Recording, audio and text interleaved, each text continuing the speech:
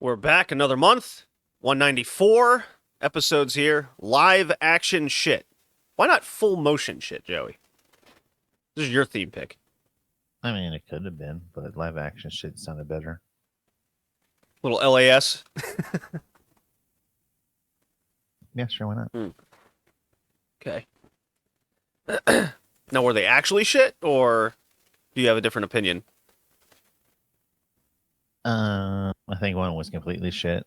And I think the other one, the live action stuff, was good, but the game was shit. Okay, well, I guess we'll talk about that, because I'm excited for one of the games. But you picked two 3DO games, which I'm very happy about. Well, they happened to be on 3DO. Okay? I'm super happy. I didn't play them on the 3DO. Oh, I definitely did. I did the Sega CD and PlayStation. Well, you knew I was going to just get the alternative perspective on the superior console of the 90s.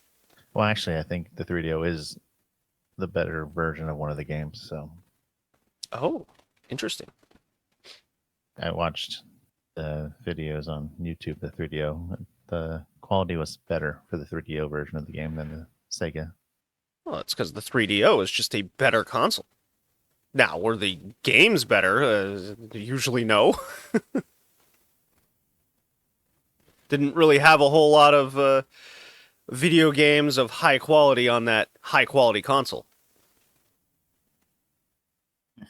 No, the controller's bad. I don't like the whole daisy chain second player thing, but that's very funny. How'd they think that was a good idea? Who knows? Maybe they're just trying to look all high tech, but they sacrificed convenience for looking cool. I don't know. I mean, Get there's that. there's definitely room inside it for a little controller board and port that they could easily do. Yeah, really. So it's not, I don't think it was cost saving, because then it just went to the controller, which was part of the console. Like the Yeah. extra ports in the physical controller. It doesn't make sense to me. How you guys been? It's been a month. Colin and I have been sick. Joey, did you get sick? No. It's because it's nice and warm in Texas, not 55 degrees and lower. That's correct. Yeah. I did finally get to play golf yesterday in 59-degree weather. Ah, it was beautiful. That's as Wish I could say the same. high as it's getting right Rainy now. as hell. It's raining?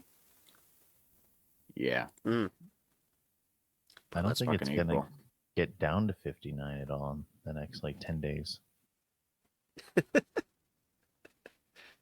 see, what is it now? It is. This is what people come here for, weather talk. Oh no, it's in the 40s right now. Okay. It's 73 right now. Ugh. I wish. It's Masters weekend, watching Rory do very well and then choke. I love it when Rory chokes. I'm not a big Rory McIlroy fan. But God, I thought he ended up at first after yesterday. well, he had a 6-stroke lead after day 2, which is the largest ever, and then he proceeded to just make it really go away. Where's he at now? Let's see. I know he was at -11, I think, last time I saw. You mean 11 under, sir? -11. We're not a golf podcast. We can could be, speak the though. truth. We can speak the truth. We could be. All right. He's negative. PGA. Scores. There we go. Let's see. Right now, Cameron Young and McIlroy are tied at 11 under with Sam Burns and Lowry and Day and Rose in the hunt. Yeah, it's going to be a good last day. I'm excited to watch some Masters later. Pump for it. And hockey playoffs. Very hyped about the hockey playoffs. Avalanche won the best record in the NHL. Hopefully they don't get ousted by the Stars in round 2. Because when we think hockey, Joey and Colin, we obviously think Florida and Texas. Obviously. Obviously, I mean, those are the only ones that win Stanley Cups and run the league. Is the Deep South? That is true. Mm-hmm. I mean, Tampa Bay won the Stanley Cup not long ago. Yeah, Florida back to back. It's the hockey haven of Florida, United States, with a bunch of Canadians on their teams. Okay, what have you been playing, Colin? We'll start with you. Mostly Crimson Desert. Okay, I'm excited. Yeah. Because Yep. this game, is- I've been following it heavily. The TikTok videos are great. I love it. I've been following it heavily. The critics, when it initially came out, didn't like it. A lot of them torched it. They thought it was like the most bang average 5 out of 10 game. Because the story's nothing. And the people that I've noticed that enjoy the game are like, I don't care about the story. I'm in this for the world and the exploration and the just sheer amount of nonsense you can get up to in the game. It is strictly have fun with the deep gameplay, the wacky controls, and simply have fun. And I can't disagree. There's too many games where it just focuses on this crazy narrative all the time. Everyone wants The Last of Us, but then the gameplay is a repetitive kind of... I mean, The Last of Us isn't a good example of bad gameplay, but a lot of the times it's just button mashing, quick time events, maybe stealth, and it just kind of rinse and repeats that formula with a heavy narrative, and then the game gets high marks because the story's good. You go, why can't you have both? Or the gameplay's... Because that's what games used to be once upon a time. The game had to be fun. The story was secondary. Now we've flipped it. Heresy. Right. So I look at Crimson Desert and say, this game probably isn't for me because I just don't want to put that much time and effort into something like that. I'm not in that mindset of gaming. However, I love watching people play it. Especially like, hey, I got 5 minutes on the toilet kind of deal.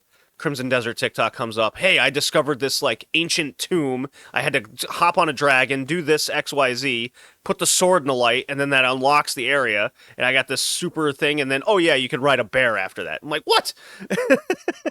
I'm like, hold on. So the game's fun. I ended up killing a bear at one point. And The I got a little level up item for that. The funniest video I've seen of Crimson Desert is a guy manually catches as many bees as he can, and then he goes in a tavern that he lost a bunch of money in or something, and he just releases them all and gets his money back. Because they all run out of the tavern screaming, and the bees are chasing him, and then he just goes in the tavern and gets his money back. It's very funny.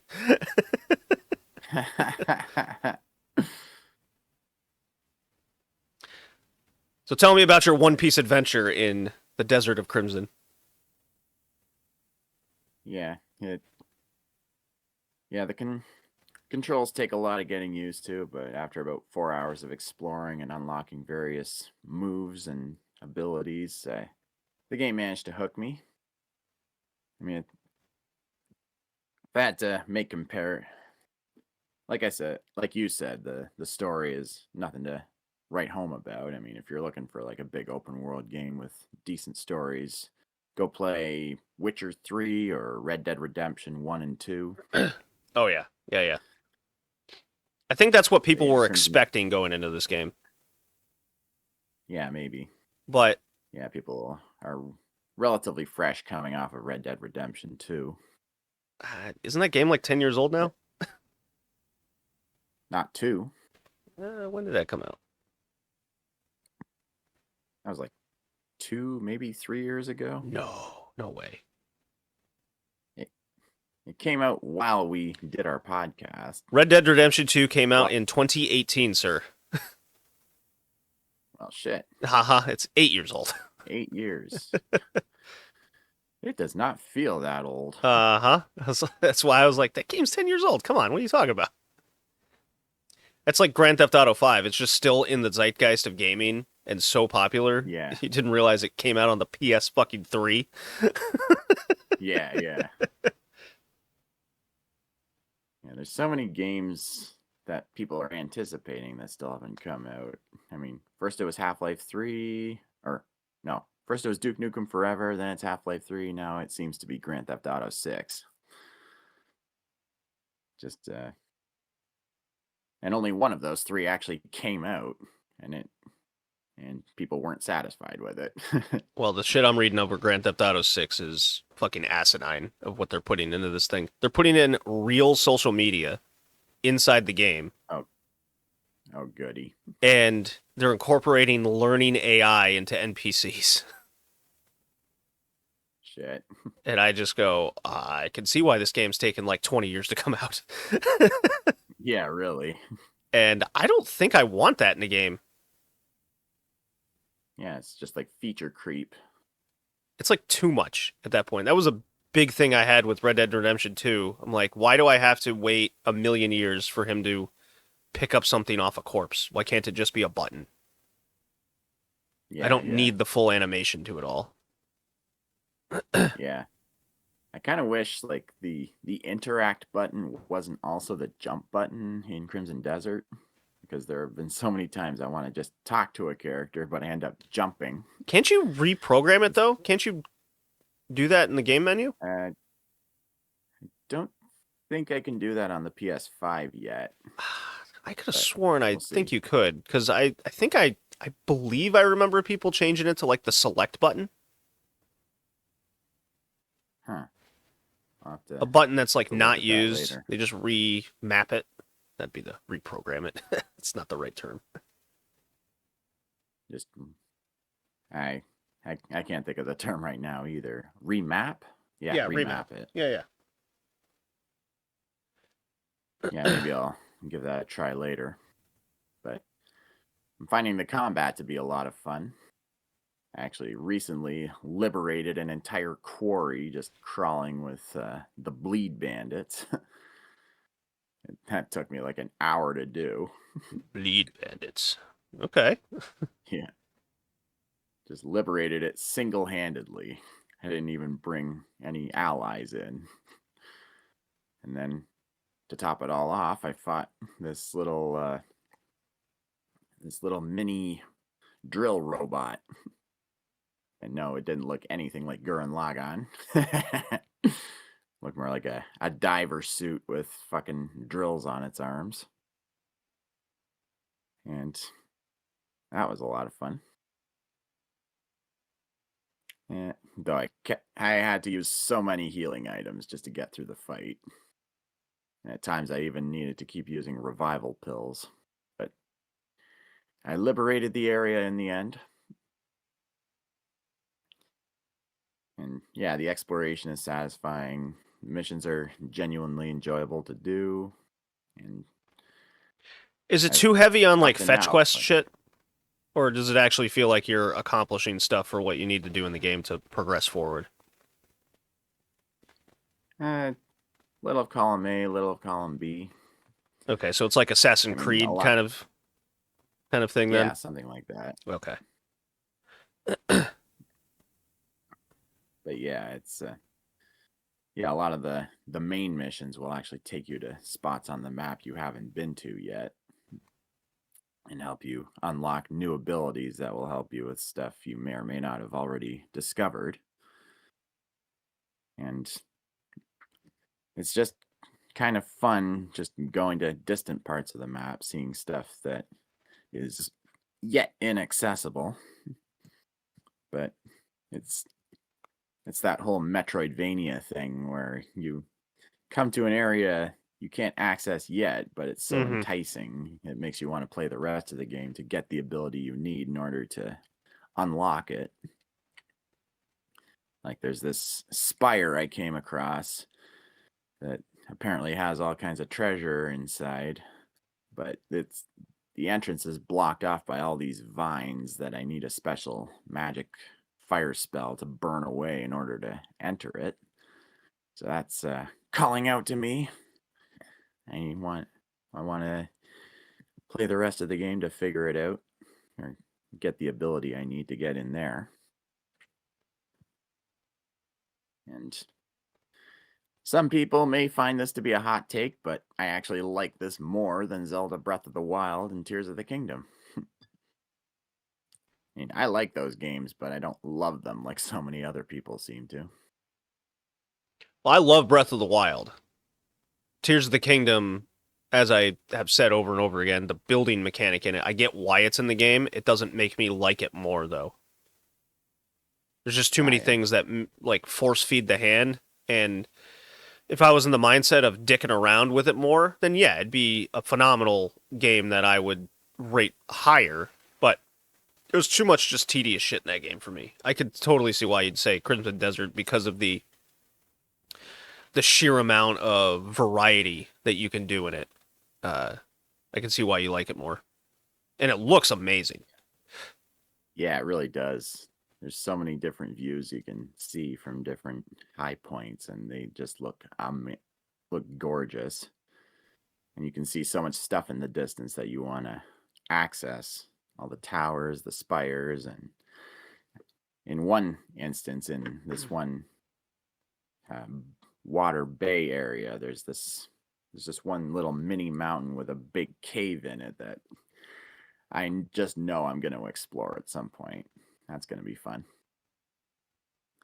And it seems like the developers have also been taking a lot of criticisms on board and actively releasing patches to alleviate the most common problems. Oh, the biggest one I saw was the fast travel unlock point, like at the beginning of the game, that didn't exist at first, and then they immediately, after I think it was just like 4 days, they patched the game and input the ability for you to have these easier fast travel points, which I'm very much for shit like that. That's very nice. Yeah. And they also decreased the load times for fast travel and revival. Oh, wow, okay. And made some of the controls more intuitive. And overall, just doing away with bugs for things I haven't even reached in the game yet. So yeah, I think I'm in it for the long haul with Crimson Desert, at least for a while. I've played like 20 plus hours so far. Wow. And since I'm on a work suspension for the next week, I'll have plenty of time to play it. Yeah, we talked a lot about that on the anime cast that we recorded yesterday, so go listen to that for the deeper one. Joey, obviously, Colin beat up a small child and kicked a puppy, so definitely listen to that story. Yeah, Mahoromatic Season 2, Something More Beautiful. That's the one.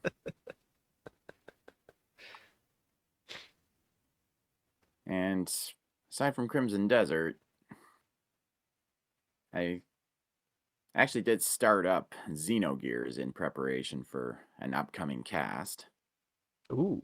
Played like an hour and a half of that and really like it. It's very old school Square, and that's a very good thing. Old school Square with giant robots. Oh god, that era of Square is absolutely my favorite. I'm still playing through Parasite Eve. I actually restarted it because then I got because I love this game so much. It is definitely in my top 10 games ever. It advertises itself as cinematic horror, a cinematic horror experience, and it's heavy on the story, and because the game has this mechanic where the item boxes and things you find are randomized each playthrough, you end up getting different things at different times and frequency. So I am trying to make the most ridiculous, strong, overpowered pistol in the game. Nice. Because every time I played it in the past, I always end up with like an assault rifle that can also shoot grenade launcher, freeze rounds that just roll through the game. But this time I want to do just like the most ridiculous OP pistol I could muster with everything. Like the hand cannon in Resident Evil 4. Yeah, so I think I'm like halfway through the game again at this point. Yeah, God, I love Parasite Eve. It's so fun. Thanks. And Sea of Stars has basically become my toilet game. Not really much to report on that front there. And I did go see the Mario Galaxy movie yesterday with my nephews. Was it terrible or good? Oh, it was good, at least for what it was. Fine, like it was like fun, Very like the first one.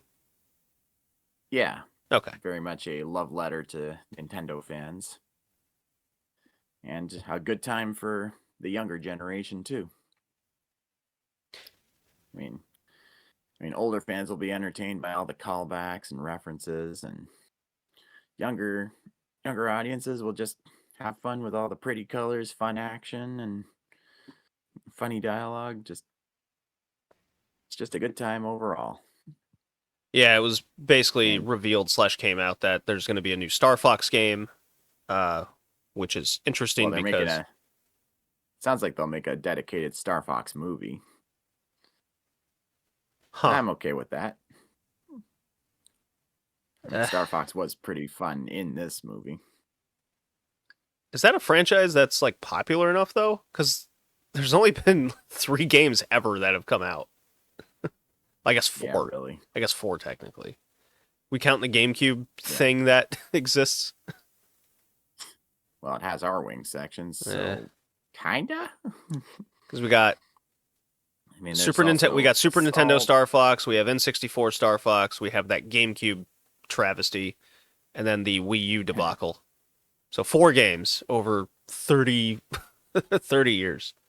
Well, there was another one. I think it was either Combat or Assault, where you could actually get out of your R-Wing at points. Yeah, isn't that the GameCube one? I don't know if that was on. Isn't that like Combat Assault? But it came out after. Yeah, I think it was after Star Fox Adventures came out. Oh. So I was thinking of Star Fox Adventures. Games. Star Fox games list. Let's see here. List of Star Fox games.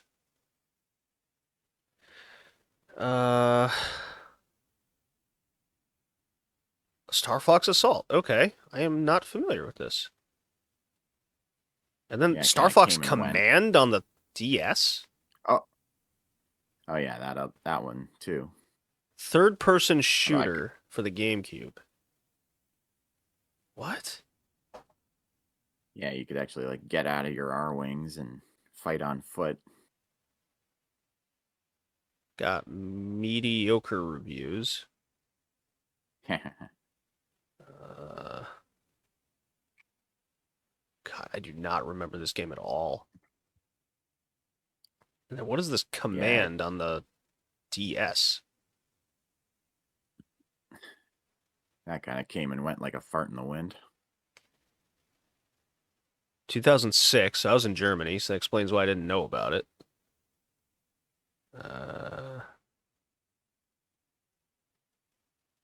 What the hell? Oh, I got bad reviews too.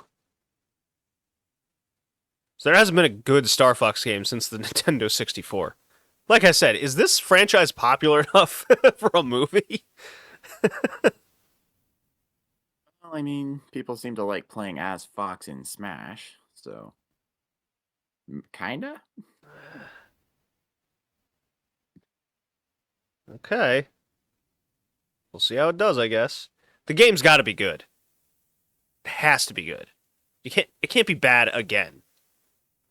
But it's been bad for 20 years. Yeah. Yeah, who knows? We'll see. I mean, given this is... Well, I don't want to say that. I was going to say, given this is Nintendo, that's not necessarily true. I mean, they've been kind of coasting along with Pokemon for the most part.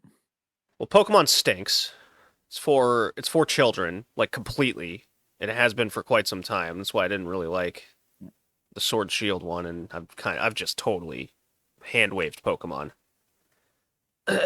Although Pokopia seems promising, because it kind of takes place in basically the post-apocalyptic version of the Kanto region from Red and Blue. So that's a big callback for the OG fans. Yeah, but it's an Animal Crossing Sims game. I mean, if you're into that, it's going to be great. I always play like 8 to 10 hours of those things, and I just put it down and say, all right, I'm done with this. And that's max. Fair enough. Joey's wife would love that game. Yeah, but I only got a Switch 2, and I'm not going to give Nintendo any more of my fucking money.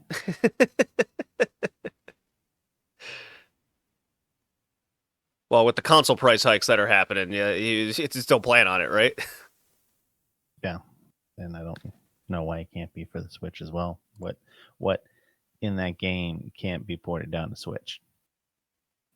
Gotta have a reason to sell the new console.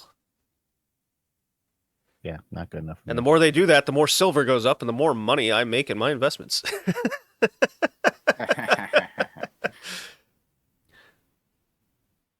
I've totally 180'd on my my money investments, saying, well, if these companies are and mining companies are going to just fuck over the common man, I want some scratch in this too.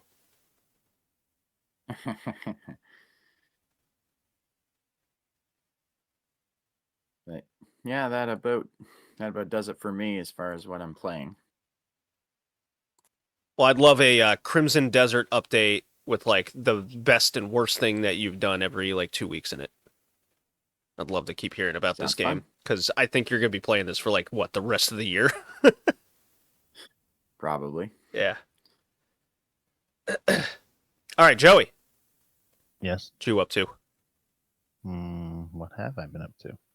EverQuest? I put, yeah, obviously. Obviously. 60% into 52 on my monk, and then I started a bard, got that up to 15.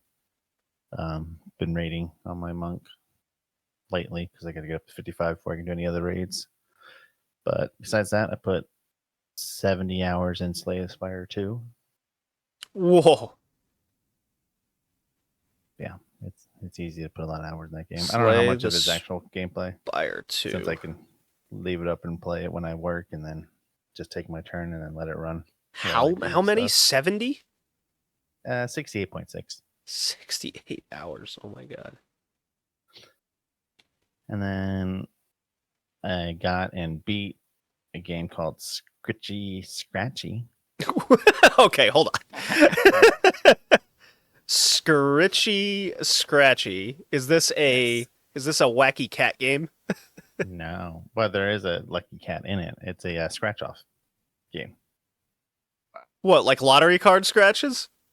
Yes.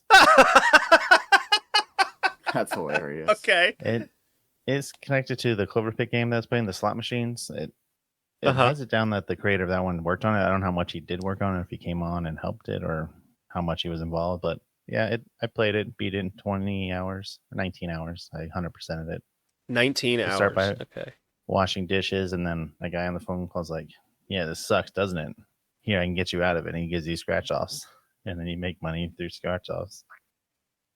Oh And my slowly god. get bigger and bigger scratch offs, and then you get magic powers that automatically scratch it for you, and you get all this. Oh, other stuff, I know this robot style dog of game. That's scratches. yeah. There's quite a few of these types that are going around right now. Yeah. Yeah, it's fun. It's still early access. So I'm sure they're adding more because they had. Because there's a slot, like you said, there's a slot machine game where you get like powers and yeah. Clover Pit, yeah, which I played. I'm gonna try to beat, but we'll see. Clover Pit. Okay, I'll add that. That one, I think I have like one more run and I could beat it and get the ending. But yeah, I played a little bit of Farm Simulator 25. Okay. What are these games you're playing? I have 7 hours in that. Farm Simulator, which one? 25. Oh yeah, I mean, why would you play 1998 Farm Simulator? That'd be silly. I mean, I have 22, and I think I have an older one. I don't remember. Farm Simulator is like one of the games that you make it what you want. So it could be as hard or as easy as you want, or what have you. I'm playing as a lumberjack, and I'm only cutting down trees, and then I make enough space to get like a greenhouse to sell shit, but I haven't actually farmed anything in a field yet because I haven't cleared enough trees to do that. Did you ever beat Fallout New Vegas or Lego Horizon still working on it. Adventures? That one I played more. I don't know how much I played, but played that. Haven't beat it yet. Okay.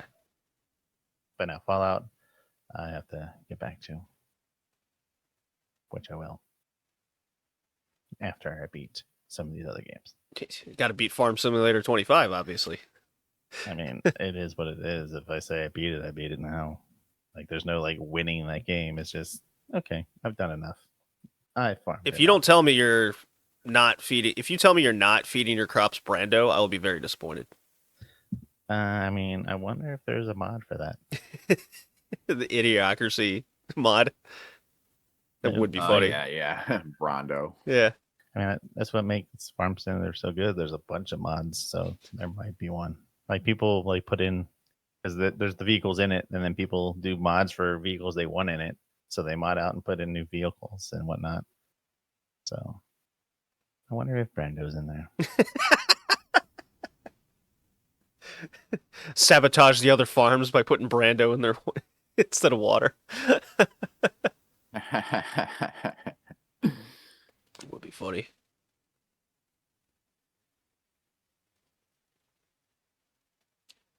Yeah, that's what I've been up to. Well, you got some other games on your game tracker. Have you done like Hogwarts Legacy, Harry Potter Lego, Lego Horizon? No, those are going to be after the other Lego all right, game. all right. And then Hogwarts, I'll get back to one of these days when I'm still not upset about how slow you run in that game. Well. It's weird how the little things do matter in games like that. Yeah. Okay.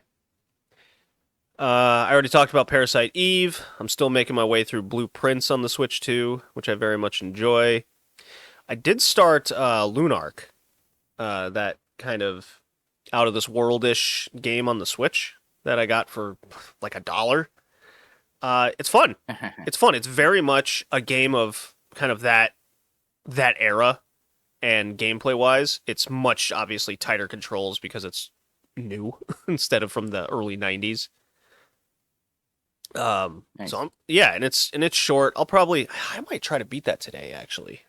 When we're done here, just relax on a Sunday. If I don't play it, I'm playing golf. I want to watch the Masters and play games like this. I will not be returning to Returnal. That game is hard as shit. I can't beat the first boss. I'm just not powered up enough to beat its third form or whatever it is. Every time I think I get close, I just get like shot in the head and die immediately. I'm like, God, this game's hard. Fuck. It sucks because the game's super, like the controls are amazing. The environment's great. I'm super intrigued to the story, but it's too fucking hard. Fair enough. It's upsetting. I went through that with Sekiro, where I couldn't get past that fucking boss that you beat for me, Colin, and then I was like, well, I can't beat the rest of the game because it's just as hard.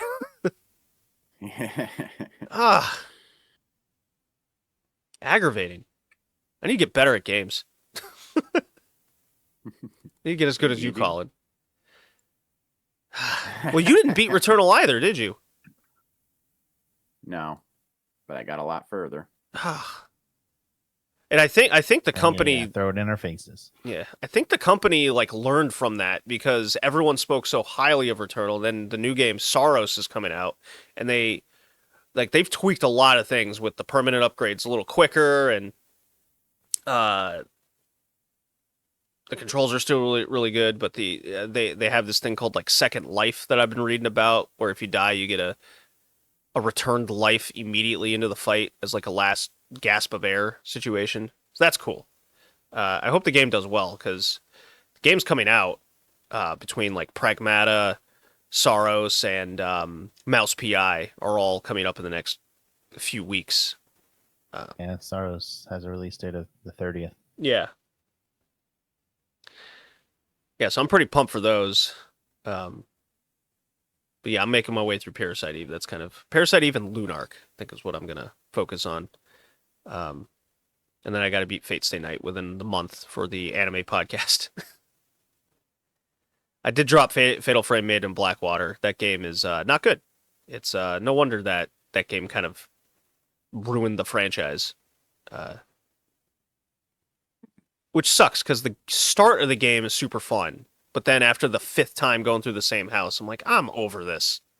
Just the same hallways over and over again. I'm like, I'm not scared anymore. It's more cumbersome. Not everything in the game is, like, it's very esoteric of what you need to do. So it's like, okay, I got to go to this forest area, and then you got to line up your camera, but you're like, I'm lined up. Is this correct? And then you're just, like, there forever. Just trying to get the right area. Anyways, I dropped that game. I'm over that. I did buy Devil May Cry 4, and I got Ghost of Yotei in, so that's super super fun.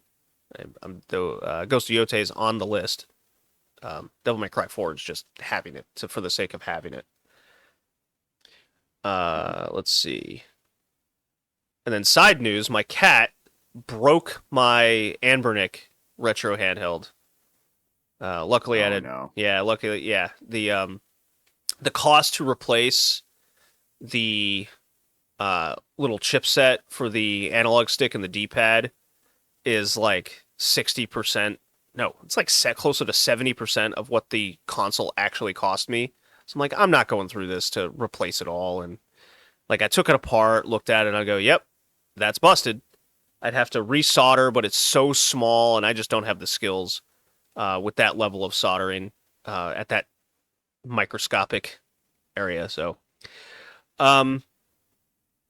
I did find a coupon to just get a quick replacement for that. I'm going to kind of a different route. I'm getting a Trim UI. So I went that route with that company. $30. It's like it costs less than to replace the parts of the Anbernic. So I'm like, I might as well have fun with this and have my second one. Made sure to get a couple cases for my existing one and the new one, so the cat can knock them over and not break them this time around. I'm very sad because the Anbernic device I had is very nice. It's like a mini little Vita situation. And then I'm listening to all these podcasts because the Ocarina of Time remake is coming out, which I'm very excited about. And all these podcasts are saying that they have the AYN Odin or the new one that's come out, which is the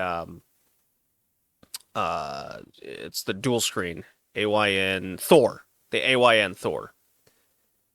And this thing's incredible. And it's very affordable. You can get it for like $200. Much less than a Switch 2, may I remind you. And you can dock it for your TV, which is pretty sick. And I was looking to upgrade anyways. The Anbernic breaking was just kind of the tipping point too, because I was saving for one of these things regardless. So I'm like, which one am I going to get? And then the Thor is now highly spoken about. It like all of these other podcasts have one. It fully integrates DS, 3DS games because of the dual screen. It can play PS2 and GameCube games flawlessly, including Dreamcast. Xbox games still haven't been figured out. Same thing with the Saturn. It's just not the emulation just isn't great. You can tweak things for the Saturn games to work, but that's really kind of what I'd be interested in heavily. So yeah, I'm just gonna. It comes. The next release comes out in May. I'm gonna pre-order one, and get myself an AYN Thor with a little dock situation, and I'll be really set for this podcast playing those early 2000s games. And supposedly you can get Wii games to work on there as well. I don't know how that would work with the motion controls. Maybe you could just remap things. The PS3 you can't emulate easily because of the cell processors that's involved. Same situation with the Saturn with the four chipset deal processing chips that they have. But there's certain games that will work. But I mean, more often than not, we pick games that I at least have because I have so many. But the AYN Thor is It's pretty sick shit. It's awesome. Nice. Going all in on that one because you were talking about getting like an Odin 2 or something, right, Colin? Once upon a time. Yeah, for a while. Yeah. And then I got my Steam Deck. Yeah, so I was full on board, gonna get a Steam Deck, and it's just been impossible to get for years now. You could get the $1,300 one. I'm like, I'm not spending $1,300 on a. I might as well just get a new computer at that point. Yeah, I guess so. But I have no reason to get a computer because I just use my one from work. Much easier and better. So I'd rather have fun because I'm really into handheld gaming. That's what I'm into. If I can play it on the go, take it to work, and then I can relieve some stress while I'm there for 15 to 30 minutes. Anything along those lines is what I'm in the mood to play. Because I'm even playing Parasite Eve on the Vita. Break out the Vita. To the dust off that, yeah. So not a lot of PS5 gaming. It's more handheld gaming. I did play the PS3 a lot earlier this year, but now I'm rambling. So those listening, if you guys are into the retro handhelds, tell me what you guys got. Send a message somehow. I guess the easiest way to contact us these days is email or just comment on Spotify or something, because I see those. So I don't use social media at all. I haven't used it in a year. Yeah, I don't really use it for its intended purpose. No. I just kind of see stuff that looks kind of cool on Facebook feed and maybe follow through on it, but aside from that, I don't really post besides wishing people happy birthdays. Yeah, I don't have Facebook. I don't use Twitter anymore at all. I haven't for probably 2 years now. No Blue Sky in over a year. Yeah, I'm just basically completely off social media other than just flipping through TikTok videos. Nice. Yeah. A little disconnection is healthy. Oh, it's very healthy. It's very nice. TikTok's more for comedy and just gaming of what other people are doing. Yeah. And because it's so curated and AI generated to show what I like, whether it's gaming or anime or manhwa or whatever I'm doing, it's like, here's a top 10 list of 3DO games. I was like, okay, I'm watching that. Do I agree with this top 10 list? Ooh, there's a game I haven't played. Let's do it. Break out the retro handheld. Oh, yep, it's there. Okay, I'm going to throw this on, give it a try. That's hilarious. Yeah. Okay. Fun stuff. Okay. Let's I'm going to play the drop and then we can talk about these two amazing 3DO games, obviously. Here we go.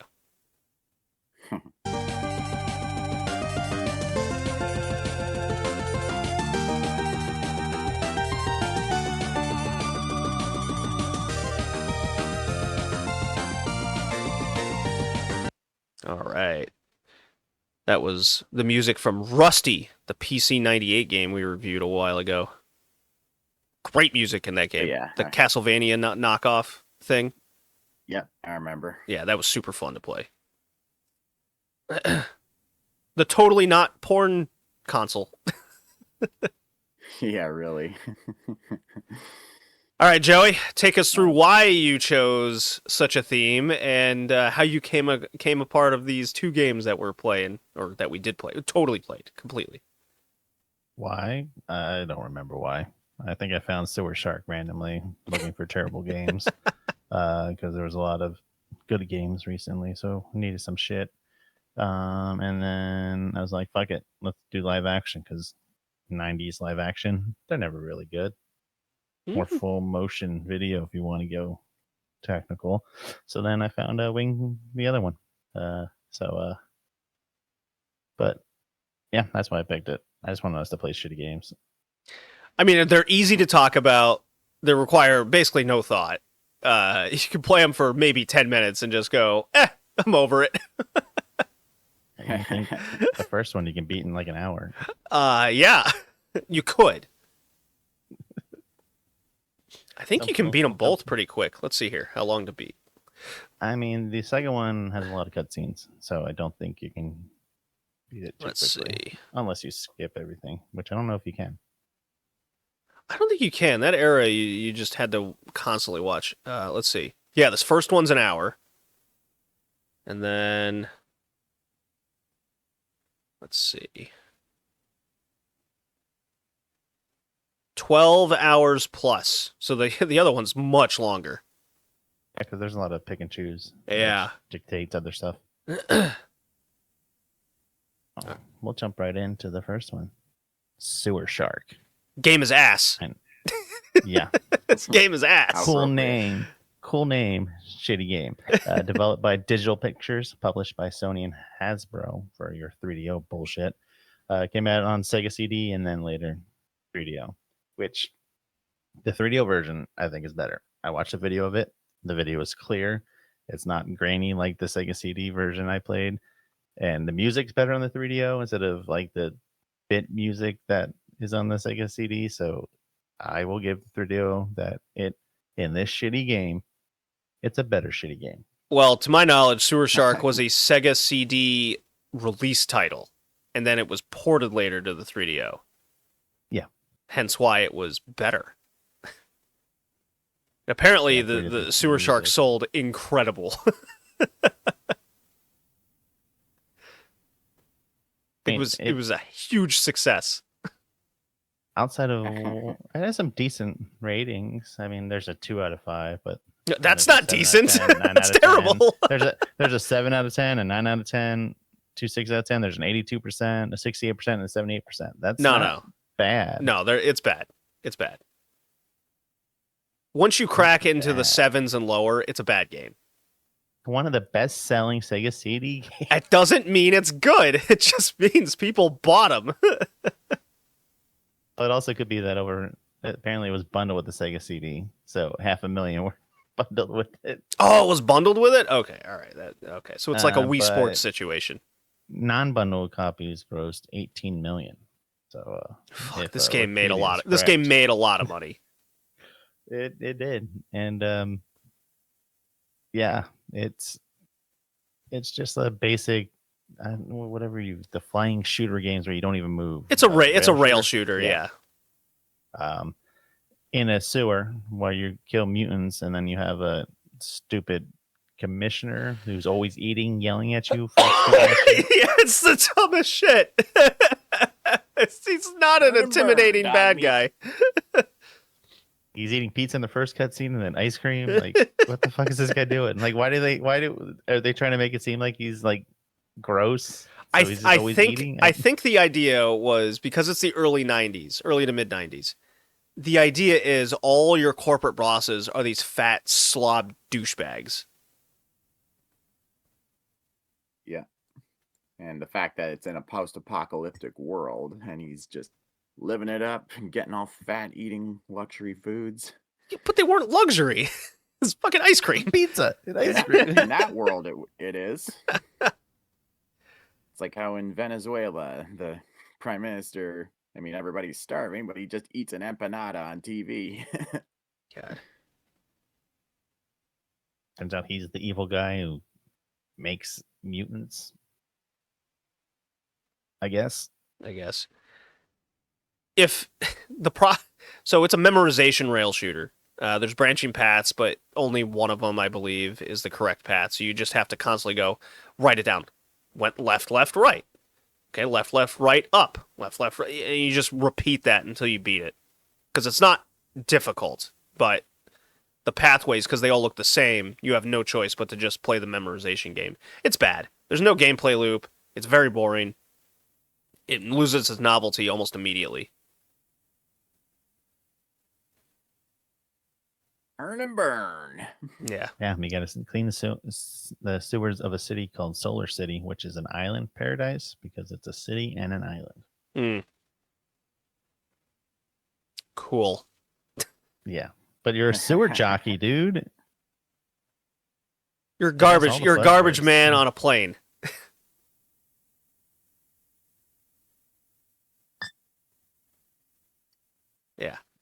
Not great. I have nothing else to add to this. I failed this game. It's a fail. Yeah, there's nothing to talk about. Now, this next Yeah. game. Oh, go ahead. Well, I kind of like how the robot talks like a redneck. And there's an interesting factoid about the game's director, John Dykstra. Oh yeah. He was the special effects lead for Star Wars: A New Hope. I thought that was pretty neat. And he'd later do similar work on movies like Caddyshack, Spider-Man 1 and 2, and X-Men First Class. How much do you think the Sega CD version of Sewer Shark goes for? Negative I don't $10. know. $8. Because there's so many of them out there. Yeah. So it sold Yeah, well. I can see that. How much do you think the 3DO version of the game goes for? $175. $60. Awfully specific. That's too much. Your chance going high. If you're a Sega CD collector, I would say this is worth having in it just because it was the bundle, was part of it, sold well, just for a collection standpoint, and it's cheap. Okay. Yeah, that's my opinion on that one. All right, next. Okay. Next one is Wing Commander 3, Heart of the Tiger. That's right. Developed by Origin Systems and published by Origin Systems. Started on DOS and Mac, then was ported to 3DO, then was ported to PlayStation. I think the 3DO version was the one pointed to the PlayStation because it played more like 3DO on the PlayStation. But when I watched people play it on the computer version, it looked way better. But Higher power, higher graphical systems. The main thing to take away from the computer, because I did watch one video of it, was it has manual like land and liftoff controls, while the FMV versions of the game is automatic through cutscenes. Came out in '94. I will say the cutscenes and the story is pretty good. It felt like a movie that a Mystery Science Theater 3000 would watch, and I'm all for that. A nice CB a good way. movie that's a good like Saturday afternoon watch. I thought it was good. The gameplay, it was there, but the story, It's of the time. I would say it's the best of the time. I mean, I guess technically it's still kind of real, but you can have full movement all around yourself because you're in space. But Oh, it's full 3D mean- movement. yeah, I just didn't really care about the gameplay, but I liked the story and I liked Hobbs. Hobbs looked good. I was not expecting to have like a good makeup in a game in the mid 90s for something like this. Well, when you're on the Love ship how and they all everything, look it's a like- lot of point and click adventure type stuff, Yeah. which I enjoy those kinds of games. And there's a lot of branching storylines, so your choices matter. Yes. So, like, apparently, which I didn't get that far into it, you can have romance with one of two women, but if you pick one, the other one won't fly with you, and if you pick the one that will fly with you, the other one won't set up your ship for you. So, Well, one of them is if an you- actual porn star, so... Oh, yeah, the actors in this. You got Tim Curry, Mark Hamill, and then most notably, I took was you have Ginger Lynn Allen, which is an 80s porn star, which is really funny. She went back to porn after she failed in B shit like this. but Yeah, There's also Malcolm McDowell. Yes. Yeah, the cast is really good. I wonder why I liked it. It felt like a nice sci-fi B movie. Like the it whole was enjoyable. I watched a trailer for this. You can find on YouTube. And the tagline of the movie is "Don't watch the game, play the movie." And it really feels like this. This is, I'm gonna go out on a limb. This is a super fun thing. This is a must-have. It is. I if I could skip the actual gameplay of flying the ship and just do the interactive parts, I really would enjoy this more. But I got lost in space on the first mission. I couldn't even find the enemy, and I was like, Yeah. shooting Hobbs, and he got angry at me twice. Yeah, the tough thing when you start this, especially when you're going to space, is you don't really know what your targets are, so you have to kind of use your intuition to be like, okay, I'm gonna destroy the turrets on the spaceship, or I'm destroying the entry port to the spaceship. You got to maneuver so you don't run into that because that's instant death. The death scenes are pretty funny. They're very epic, where it's the whole coffin out into space, everyone's saluting. Yeah, yeah. Good old Star Trek 2. Oh, absolutely. Yeah, it takes a lot of those 80s, 70s, and 80s space movies and puts it into this game, and they recreate all of those elements, just like Star Wars was with the TIE fighters and all that. They try to mimic all of that stuff and make it into a more interactive experience. I thought they succeeded tremendously. Nice. Yeah, the gameplay reminded me a lot of the Star Wars X-Wing TIE Fighter games. Which were from the very 90s. popular at the time. Yeah. And being able to command your wingmen is a nice feature. I mean, being appropriate to the title of the game. It reminded me a lot of Ace Combat. Yes. Very underrated series these Yeah. days in 2026. No one talks about Ace Combat. Yeah, I got to imagine Ace Combat took inspiration from this series. I think so too. Or at least the games like this of the era. Probably closer to the Star Wars fighter games. Yeah. Yeah. Yeah. They made Yeah. like 6 of these I'm Wing pretty Commander sure- games. Yeah. Yeah, I'm pretty sure the character Hobbs is a reference to Calvin and Hobbes. I mean, he's an anthro cat, and Hobbs was a walking, talking tiger, so I don't think that's a coincidence. No, I don't think so. I Did you mean, guys get far in the story? I played a couple hours. It was fun. Do you know the story of Hobbs? Am I supposed to? It's The towards the character end. Hobbs. Yeah, in the story in the game. No. I mean, like, apparently he was in Oh. the second one of this, but he's been brainwashed the whole time. The whole time? Oh, man. I Yeah, can't say I and- was that deep into it. When he heard Heart of the Tiger, the code name for the main guy, which I'm Uh-huh. surprised he hasn't heard it before, it broke his brainwash and he went back to the enemy. Oh, my No. God. But there's a chance where you can track him down and kill him. But if he escapes, he's in with the final boss and fights alongside of him. So he dies no matter what. Oh, that's too bad. Poor Hobbs. Tragic. Tragic. Yeah, I was super into this. I was very surprised because I was convinced from the start that both these games were going to be super shitty. But the fact Me they too. were, That's why the title. I thought they were both just going to be shit. but Wing Commander 3 is really good. It's really good. It has no right being this good. But clearly, there was a really. lot of effort into this. They had good actors, decent writing, decent. I won't praise it too much. The point and click adventure to get through the stories and missions and get to know the characters is a very good touch. I wish more games went this route.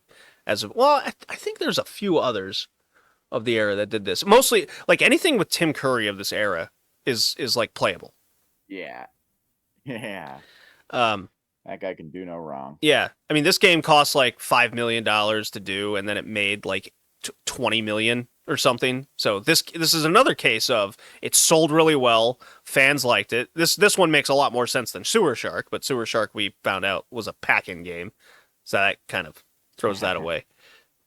But this was Even has What's up? the actor that played Malachi from Children of the Corn. Yes, yes, What I the recognized him.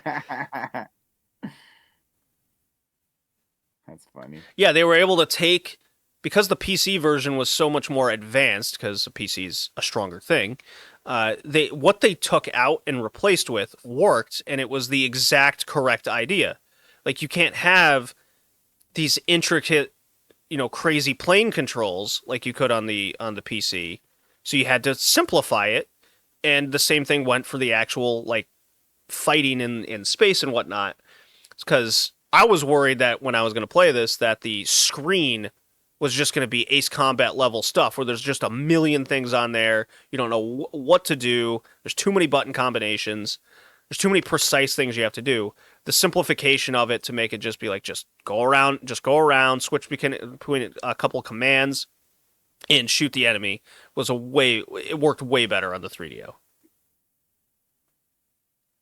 Because it's too often we get games like this where they just port it and they go, fuck it, whatever, same controls or thereabouts, and then it's ass.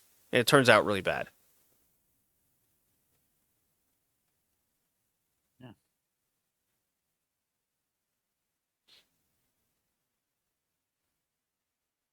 So, Hello? yeah, I'm waiting for anybody to talk, say any further thoughts, because I've been praising the hell out of this game. I've pretty much said all of what I need to say, although I will say I actually saw a little behind the scenes video about Wing Commander 3, and apparently the actors did adjust their performances according to the dialogue choices, because all too many times in these type of games you'll have like one dialogue choice further down the branches that would come from another branch, and then you'd have the guy like yelling when he shouldn't be, like the previous choice he's talking calmly, and then you make a choice that leads to a certain branch, and it all of a sudden he's yelling just completely out of nowhere, but the actors actually did act all the way through certain possible branches or branch combinations. So that's actually kind of Let's see. The cool. director of the cutscene. They had two directors, a game director and the actual cutscene director. Chris Roberts was the cutscene director. And let's see, what has he done? So he completely wrote Wing Commander. So he would know what to do in certain scenarios and be able to guide the actors. And this is just responsible delegation for everything. Yeah, I wish more games did that. Yeah, have a separation of the directors between game and story. Someone cut a 3-hour-long movie out of the cutscenes, put it on YouTube. Yeah. Oh my god, I gotta watch that. I gotta watch that. That'd be the equivalent of beating the game, right? I don't know which paths he took, but 3 hours of Wing Commander 3. So just straight up cutscenes of one path is 3 of the 12 hours to beat it. So it's like a 9-hour game. It's not bad. That's well worth the money. So Wing Commander, if you're wondering, Wing Commander on the, Wing Commander 3 on the PlayStation goes for $17. On the 3DO, it's $30. I mean, I say yes. It's worth it. Yeah. I'm shocked. I'm shocked. This is like one of the most shocking games we played ever on the podcast. Yeah. I was ready to get both Fs. Absolutely. Yeah. Yeah, definite pass for this one. I'm so happy. We found a good 3DO game, guys. We've done it after all this time. It's a port. Amazing. But it's still on the 3DO, and we must count it. So we're down to like Well, it's also on PlayStation. So we're down to Gex, Road Rash, Need for Speed, and Wing Commander 3. Totally worth the cost of the console then. Well, I paid, what did I pay in Canada? $80 for, and I used all store credit in Toronto. Yeah, I think that's the thing because I was like, well, I'm moving. I'm going to get a 3DO with my store credit because odds are I won't be back anytime soon. And that was just accumulation of buying shit there. That was it. Yeah. All right.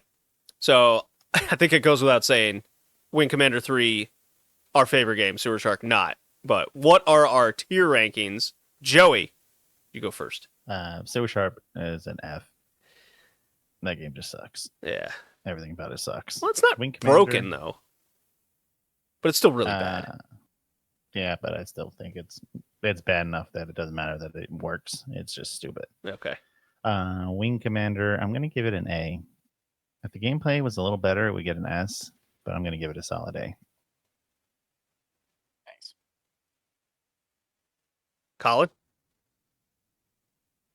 Kind of torn between an F and a D on Sewer Shark.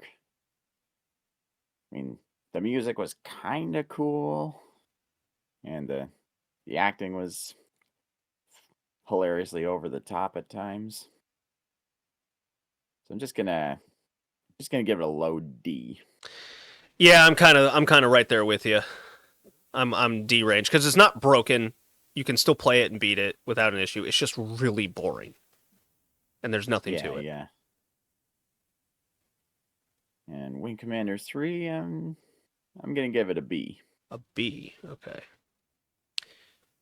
Well, I'm D for Sewer Shark, and I'm with Joey with the A on Wing Commander 3. I think the only thing missing from it being an S ranking is, I think they could have done like a little puzzle aspect to the point and click stuff, rather than just branching path narrative, and just clean up the space fighting to make it a little more obvious what you're supposed to do for your objective. I think those are the two major things that's separating it from an S. But yeah, to me, it's if you're a 3DO collector like myself, and a very adamant trolling, gaslighting guy for the console, Wing Commander 3 is a legit must buy.